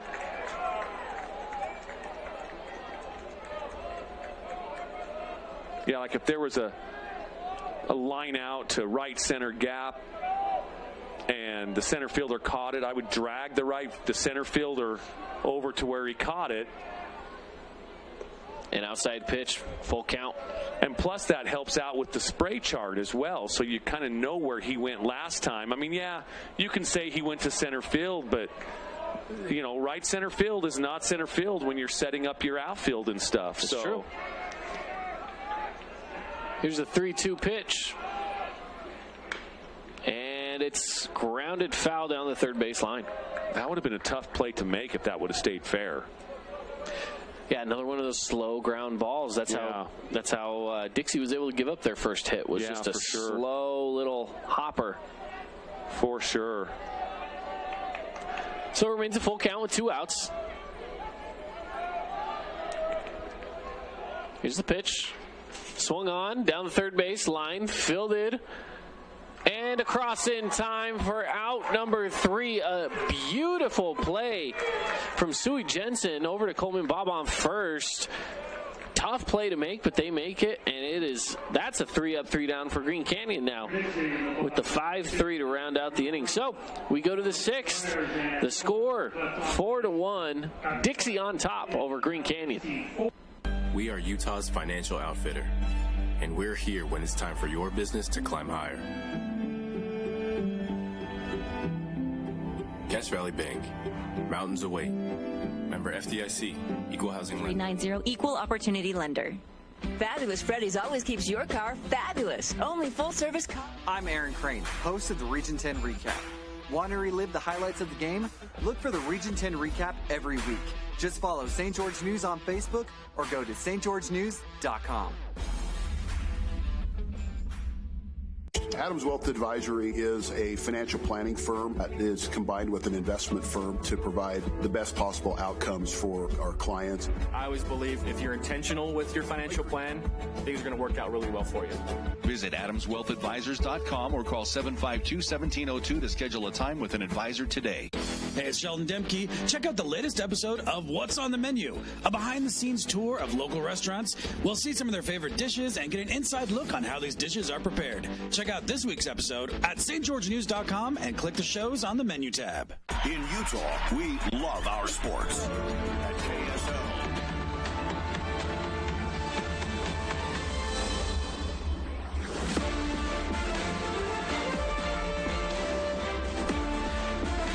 Here we go to the top of the sixth inning. It's 4-1, Dixie on top, and Kaysen Bell's still on the mound out there through the sixth inning. He's kept his pitch count fairly low, though. 60 pitches. I mean, he's done really well. The only time that Green Canyon's really given him any trouble was the top of the fifth, was last inning.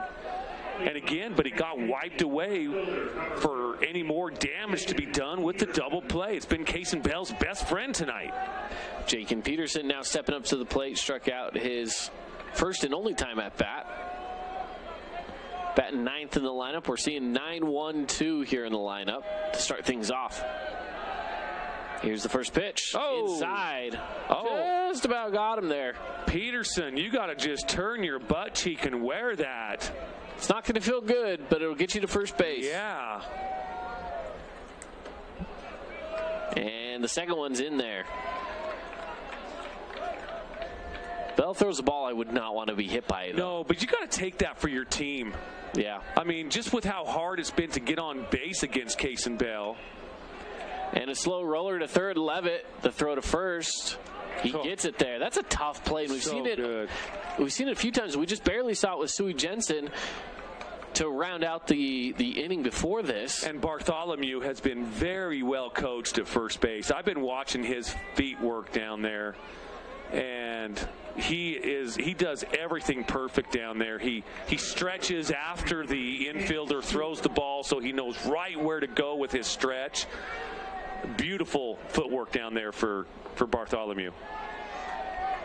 First pitch is the ball to Caden Stewart, back to the top of the lineup. And now I'm wondering if, I can't remember who was just up. That was Jakin Peterson. You know, Peterson again, if he'd have just taken that on his rumpus, he'd be down there at first base right now. Mm-hmm. But right now, he's sitting on the bench. Yeah, with one out on the board. 2-0 is the count right now to Caden Stewart. And that would have hit him, wouldn't it? If he just it would have been close. It was close. It was right there. Now facing the 3-0. Expect that Kaysen Bell fastball down the middle. Or at least that's what he's shooting for here on the 3-0. And he gets it. Yeah.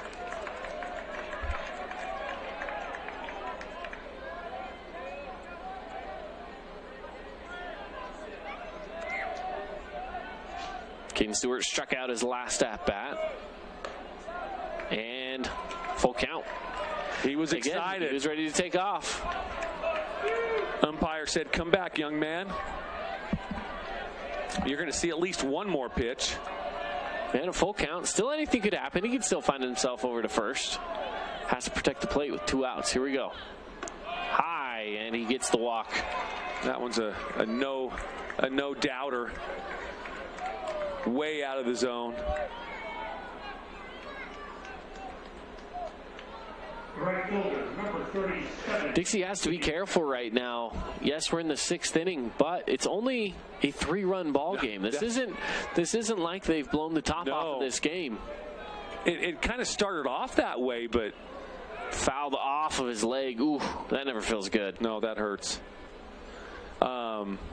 You know, it kind of started off that way. The first 3 innings, they put 4 runs on the board. We kind of thought this was going to be a game that might get out of control very quickly, but Green Canyon settled in with their pitchers.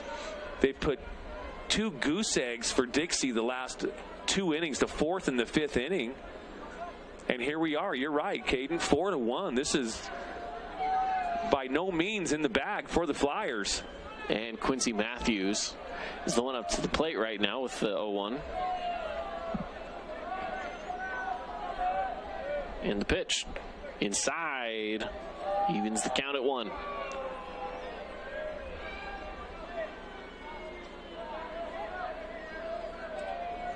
Looks like there's some activity going on in the Dixie bullpen as well. Here's the pitch. Yeah, looks like they got a jump on it.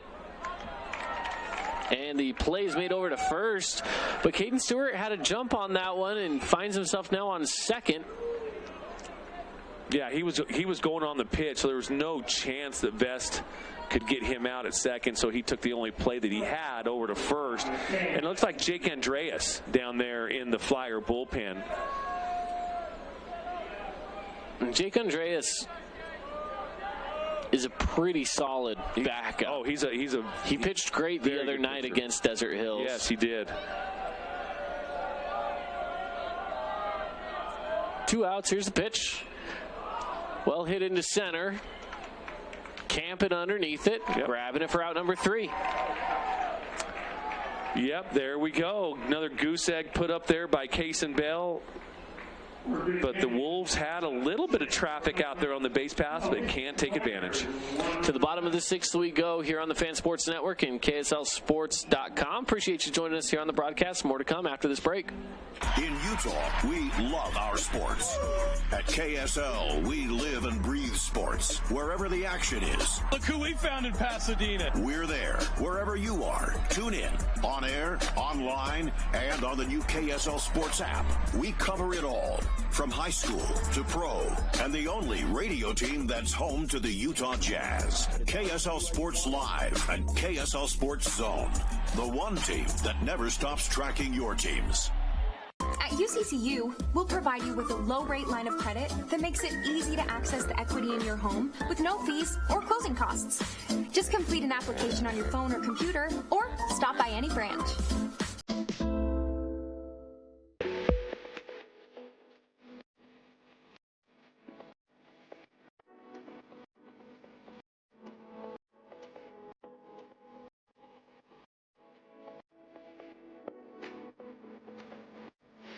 Blasters, now that's a clean can.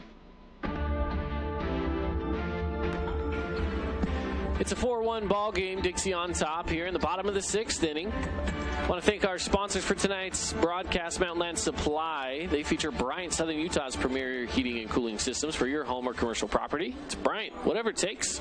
And Intermountain Sports Performance. Summer training is here. Spots are filling up fast with locations from Logan to St. George. You can call for summer training options, 435-251-2299.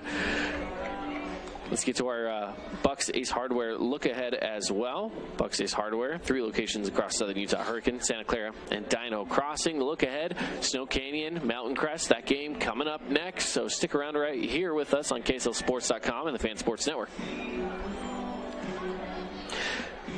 And now the leadoff batter, Isaac Zepp, the umpire out there saying, "Cut the music. We want to play some baseball." Looks like we have a pinch hitter here. Jay Lee. Well, they did bring up a different batter. You're right.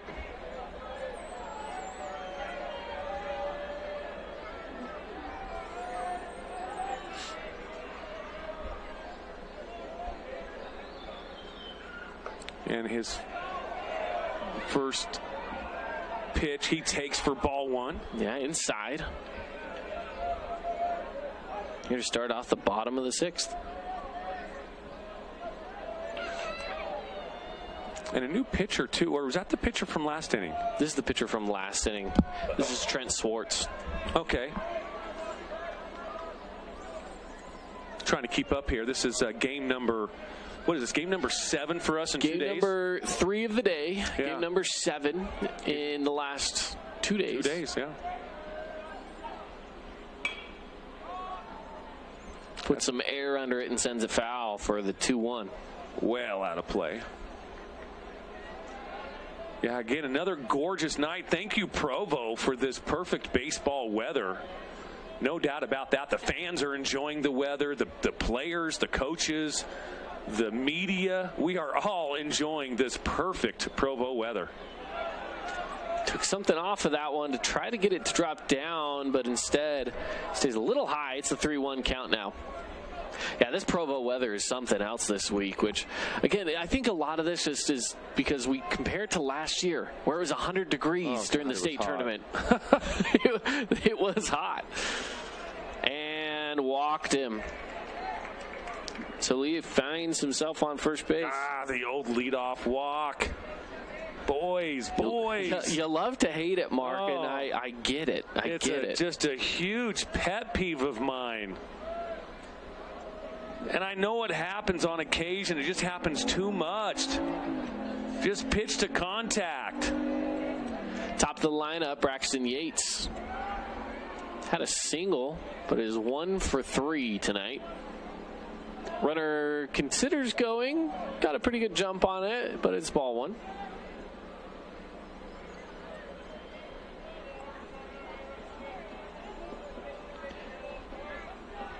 Here's the 1-0 to Braxton Yates. Swartz delivers. Yates fouls it away. Boy, I love this setup over here at Larry H. Miller Field. They got this big canopy over all of the media and the and it's been coaches. Great just because the shade. Yeah. It's been nice. Absolutely. It's something that I certainly hope that our partners down at Utah Tech look into and maybe kind of budget it in, because it is awesome. Yeah, it's nice. 2-1. And who needs it more than Utah Tech? My goodness, down in St. George. That's right. That sun beats hot down there. Here's the 2-1. Well hit into center field. Coming in on it. And it drops in. Yeah. Well-placed hit there by Yates for the single. That'll advance runner to second. And now 2 on. Little bit of a late start for Stewart. He took his first step back, which it should be as an outfielder. But then again, when he saw that it was going to be in front of him, he really sprinted, just couldn't make up the ground. Again, that was one of those hits that was right at the outfielder, and I've talked about that before, where the hit that is directly at you, and you don't have that angle on it, just doesn't, the depth perception just isn't there. If it's just hit to the right of you or just hit to the left of you, so much easier to get a read on it. Absolutely true. Here's the pitch for Boston Vest. Comes across strike one. Got him looking.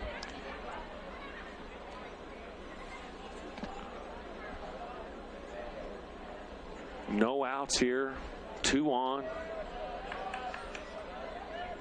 Flyers looking to add a couple, just get a few insurance runs. Swartz a little high on that one. It's a 1-1 count. Before they head into the top of the 7th. In the top of the 7th, Dixie just needs 3 outs and they could continue on in the winner's side of the bracket. He sends that one for a ride out to the bullpen. Look out, Jake Andreas. I see you.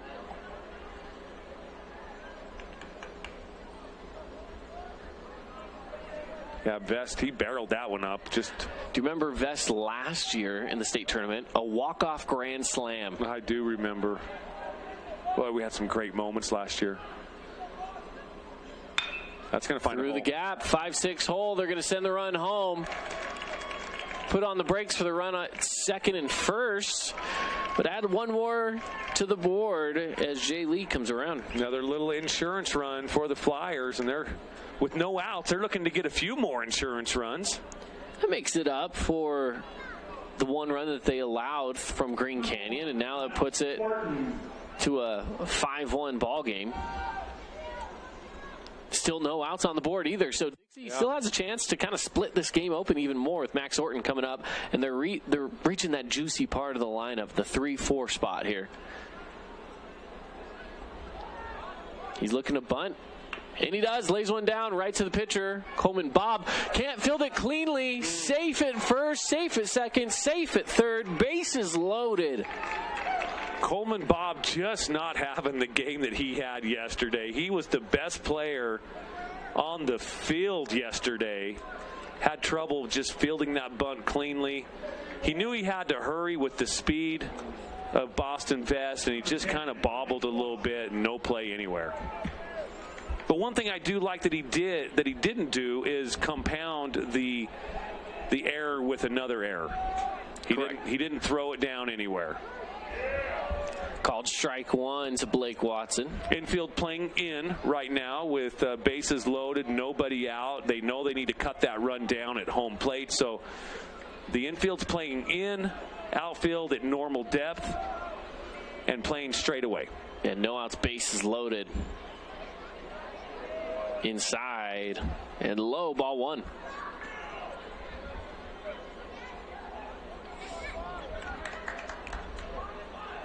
Blake Watson, strong hitter, makes good contact. And high for ball two. Boy, that pitch had to have topped out at about 55 miles per hour. It was a slow breaking ball, didn't quite break down. And hey, you know what? Those are hard to square up. I've seen more good hitters struggle with slower pitches. That one will go into right. He's there to make the play. Runner will tag from third and from second and from first. There safely. No one to cover the bag at second, so runners advance. One out on the board. Now, that won't be scored as an error, but it was a mental error. Matthews out there just needs to just do cutoff to second base. Keep that double play in effect, but when you throw it home and you have no chance of getting that runner at home, when you go there, it just allows all the other runners to advance, and now the double play is out. Inside and high for ball one to Ridge Erickson. Yeah, with one out, now you have two runners in scoring position. Yeah. Here in the bottom of the sixth. Here's the pitch. Outside, ball two. Infield still playing in. Again, they know they need to cut that run down. Chasing 5 is bad enough. They don't want to be chasing 6 or 7 as they go into the top of the 7th. Yeah. Especially against the way, especially with how Kaysen Bell has been dealing tonight. Pretty good pitch, a little high. I thought it was about there, but yikers. Looked pretty good. It looked pretty good. 3-0's the count. Oh. Schwartz is like, bro, you're squeezing me. You're squeezing me. And he got it there. That's about right where the last one was, too. I feel like I don't have to convince you too much on that. No, that's... This is 3-2, or 3-1, excuse me.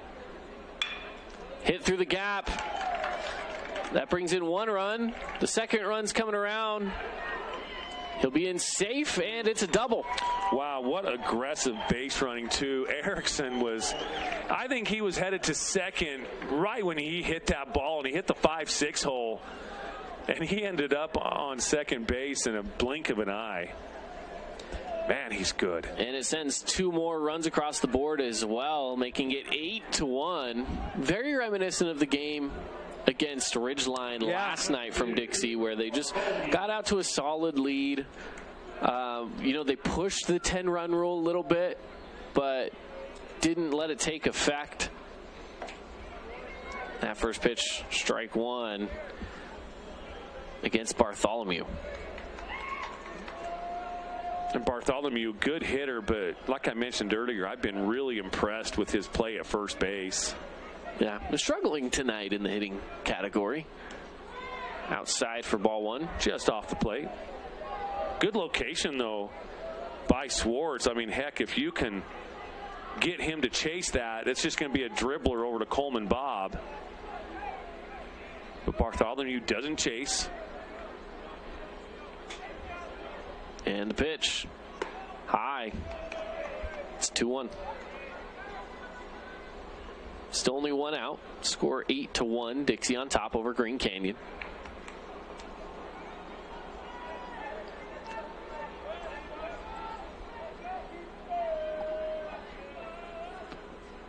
And above his head. That's again, you got to drop that bat, right? Drop that bat. If that hits the bat, you're. It's a 2-2 count, not a 3-1 count. Yeah, you're sitting at a 2-2. or if it goes back into the field of play, you got to be busted. You got to run. Yeah, that's right. I've seen that before as well, by the way. So have I, yeah. Off the end of the bat into shallow center. Oh, does he make the grab? Catch, he does. Holds on to it. Again, his first step is back, which is the correct step to make, but he had to make up some ground on that. Had to dive, and he did make the catch. Nice play by Atkinson, or Stewart out there. Brings up Trace Franco. Appreciate you guys watching, listening, wherever you're from. It's Southern Utah or in Northern Utah, Washington County, Cache Valley. Everywhere in between. Has every single matchup been Region 10 versus Region 11? Every single matchup. That doesn't happen very often. No, not at all. That's amazing. Not at all. And the next matchup is the same. Region 10 versus Region 11. That's right. Hit down the third base line, backhanded by Suey Jensen over to first. Oh! Boom, boom. I think he got him. Got him. Suey Jensen does it again to close out the inning. Out number 3. Jensen to Bob over there at first. Beautiful play. A one-hopper to Coleman Bob at first base and gets the runner out. Bang, bang play. Did the same play to end the last inning, and here we are going to the top of the 7th where Dixie leads 8-1 here on the Fan Sports Network and KSLSports.com. Check out this week's edition of TGIF on stgeorgenews.com. TGIF is your weekend adventure guide to all the fun and exciting things going on in Southern Utah this weekend. Find this week's edition at stgeorgenews.com and click the shows on the menu tab. Have a blast this weekend. This cheesesteak is so freshly grilled, you could still hear it sizzling. I can hear it too. Me too. Actually, it's the Cheesesteak? grill. Grilled right in front of you. It's a Jersey Mike's thing. Inspired design. Ultra quiet operation. To you, it's a Bryant Evolution cooling system. To us, it's the ultimate machine.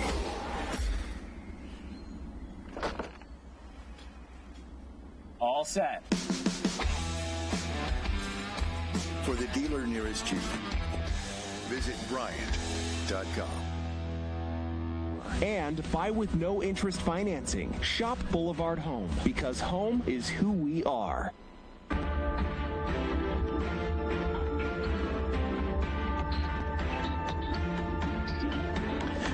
Back at it here, top of the 7th. Dixie only needs 3 outs, and they're done with this one. They'll walk away with the win. 8-1 is the current score. Yeah, 3 outs away. And Green Canyon definitely an uphill battle. Kason Bell still out on the mound. Pitched phenomenally. He's had 1 or 2 innings where, I mean, he's only given up 1 run, but there's been a couple innings where there's been a little bit of traffic out there. The double play has saved him. 3 out of the 6 innings he's had double plays and the threat. And he's only allowed 2 hits all game. Yeah. And Dixie sitting at 8 hits. But again, the real story there has just been the walks. I don't know how many walks Dixie has right now, but they've been on base. There's been a couple of walks and a couple of hit by pitches. Yeah. And but again, the double play has saved the Flyers and Kason Bell. 3 out of the 6 innings so far. And here we go to the top of the 7th. Coleman Bob stepping into the right-handed batter's box, looking to swing away against Kason Bell, who's challenged him every single at-bat with fastballs. Yep. First at-bat was a strikeout. Second at-bat was a play by Logan Levitt at third, sent it to first. Inside pitch for ball 1. Another fastball, another heater in on Coleman Bob's hands almost. Here's the pitch. This one low, bouncing off the arm of Erickson. Yeah, spikes it right in front of the plate. Now facing a 2-0.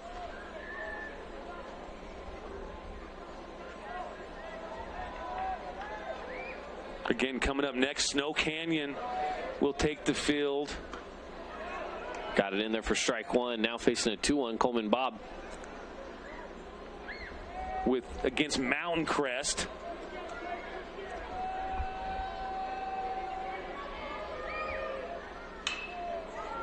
Hard hit ball. If that wasn't foul, that's a goner. He sent that a ways. Wow. But now he's facing a 2-2 count. That's out where Macy and I parked when she was here with the car.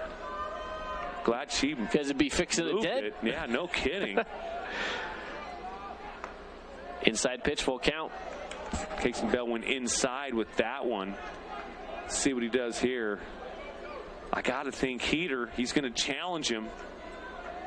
And he's going to catch a lot of the zone. Swing and a miss at strike three.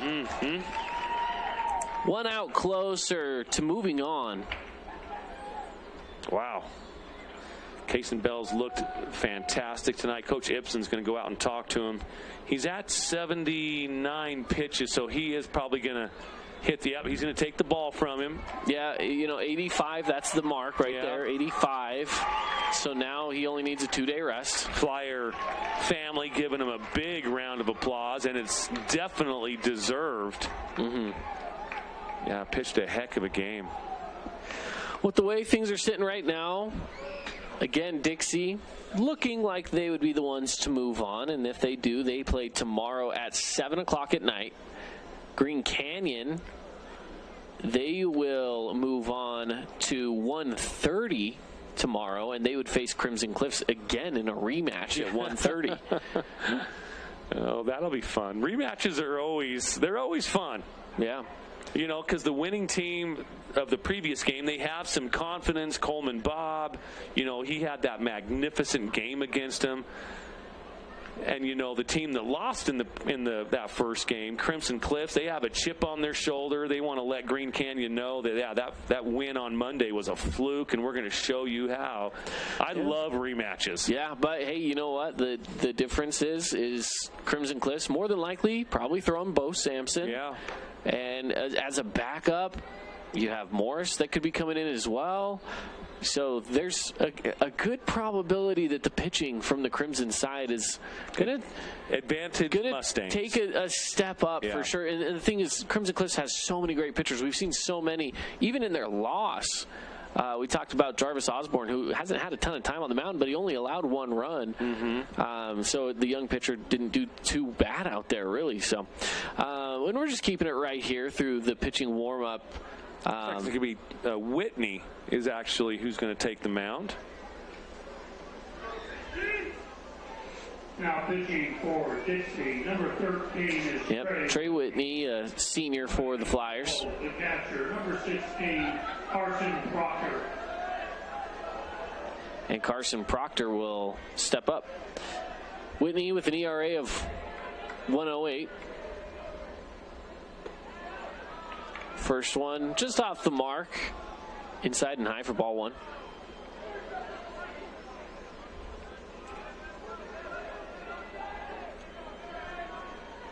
And the pitch. Got it in there. Strike two. Or excuse me, strike one on the 1-1. Yeah, 1-1.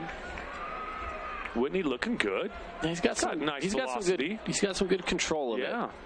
Got some good velo as well. Got a little pop in that. Ooh, got it away.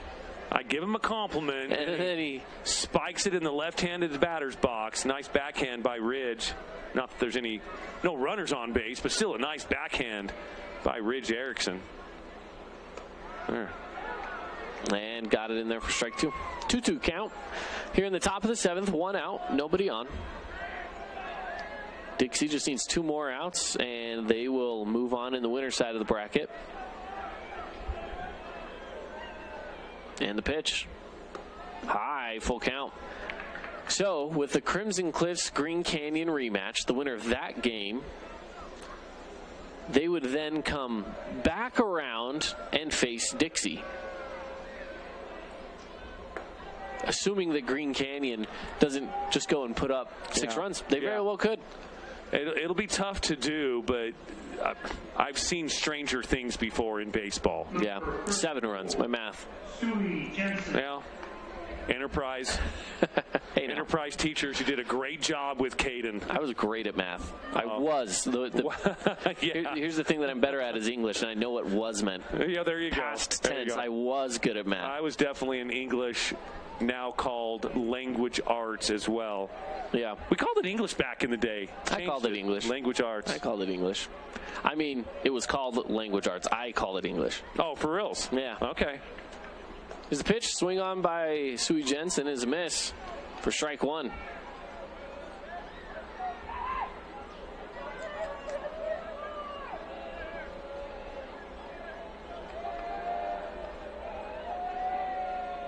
And the pitch. Another one low and away for the 1-1 count now.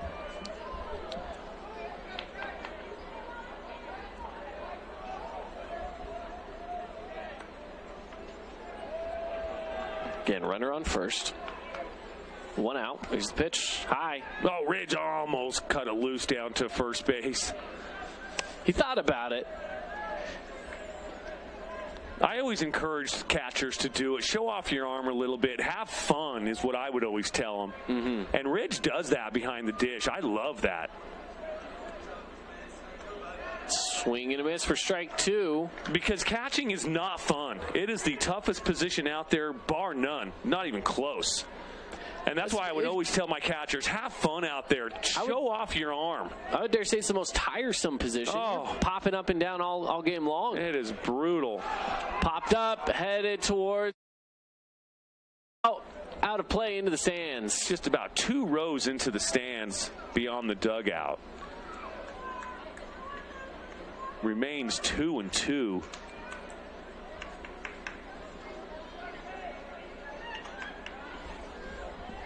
And Ridge Erickson getting the helmet back on after the throw of the helmet, chasing the ball down.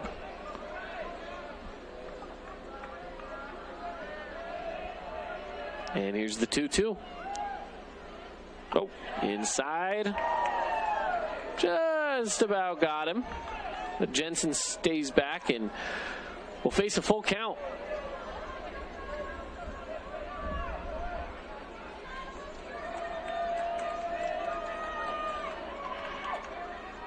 Here's the pitch. Runner goes. It's sent high. Vest underneath it. Makes the grab. Runner heads back to first. So now 2 outs. Runner on first. And let's give a shout out to our team here, Caden. We got Dusty producing on the video side of it. Cannon on the camera. Rory back in the studio producing for the radio side and the audio part of it. Man, we got a good team. Good team here today. Good team.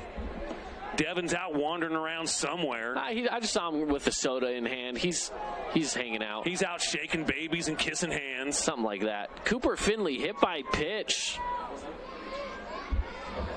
Hey, and now Carson Proctor ends up on second. Only 1 more out needed here, but Green Canyon trying to make it somewhat interesting. Yeah.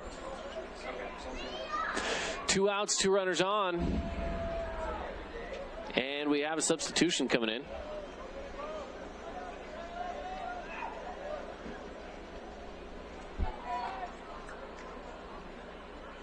Number 38. Again, my roster goes to 34. So and Game Changer has his name at number 38. So number 38 you are. I'm not sure who we have. We don't have a roster for you. I'm sorry. And this one goes up the elevator shaft. He doesn't want us to call his name on that anyways. No, that'll be out number 3, and that'll actually wrap up the ball game. And Green Canyon still has a shot. They'll go face Crimson Cliffs tomorrow. That game is at 1:30 over at Utah Valley. And Dixie, they'll face the winner of that game in what'll be a doubleheader for whichever team wins out of Crimson Cliffs and Green Canyon. They'll have to go on and face Dixie. And then Bear River right now they're waiting to see who they face, which will be the loser of the upcoming game between Stone Canyon and Mountain Crest. So let's take a 60-second break. When we come back, it's the Johnson Pediatric Dentistry post-game show. Stick around with us here on the Fan Sports Network and KSL Sports.